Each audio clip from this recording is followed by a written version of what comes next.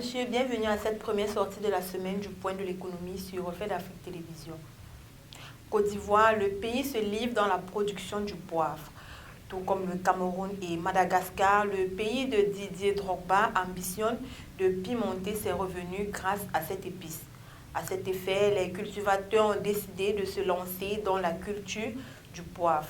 République démocratique du Congo, l'industrie de l'affichage publicitaire mobilise des fonds. 8 millions de dollars de recettes de publicité, c'est ce qui pourrait être tiré des droits et taxes en 2020.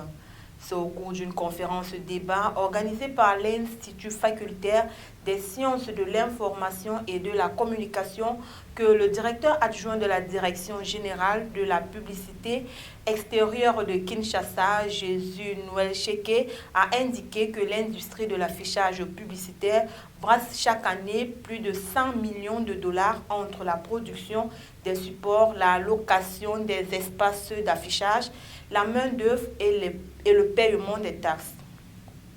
Dans la foulée, Jésus Noël Cheke a signalé une faible capacité de mobilisation des recettes par rapport au potentiel qui pourrait rapporter jusqu'à 300 millions de dollars de taxes à collecter par an. Nigeria, augmentation du prix de l'essence, 162 naira le litre de l'essence à la pompe, soit une augmentation de près de 15%. C'est suite à la pandémie de Covid-19 que l'État a mis un terme à un système de subvention des carburants pour tenter de renflouer ses caisses.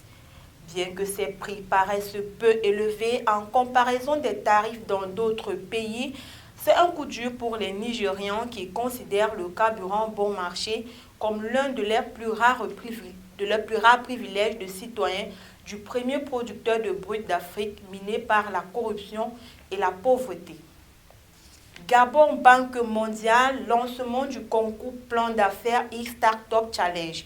300 millions de francs CFA, c'est le montant mis en jeu pour récompenser les 10 différents lauréats de ce concours.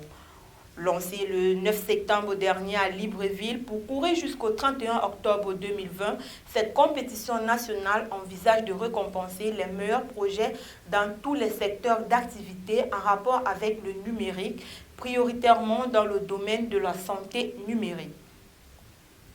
L'objectif principal de ce e-Startup Challenge est de répondre à la problématique de chômage chez les jeunes en encourageant l'auto-emploi. Les candidats qui se seront distingués par la viabilité de leur projet bénéficieront également d'un accompagnement de 12 mois au sein d'un incubateur. Maroc, le déficit budgétaire à 43 milliards de dirhams.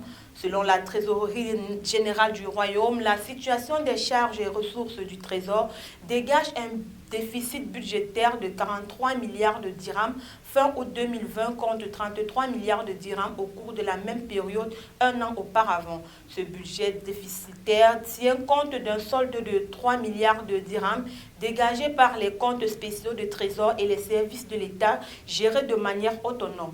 Le bulletin mensuel de statistiques des finances publiques a fait état d'une baisse des recettes ordinaires brutes de 0,1% et d'une hausse des dépenses ordinaires émises de 2,3%, soit un solde ordinaire négatif de 2,5 milliards de dirhams.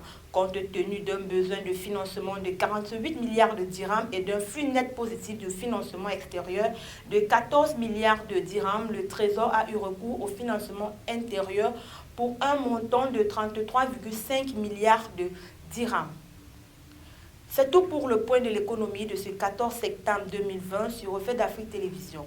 Les programmes sont en continu sur nos différentes plateformes médias, Facebook, Twitter, Instagram, YouTube ou sur notre site internet www.refletdafricetv.com. Agréable sur le programme à notre compagnie.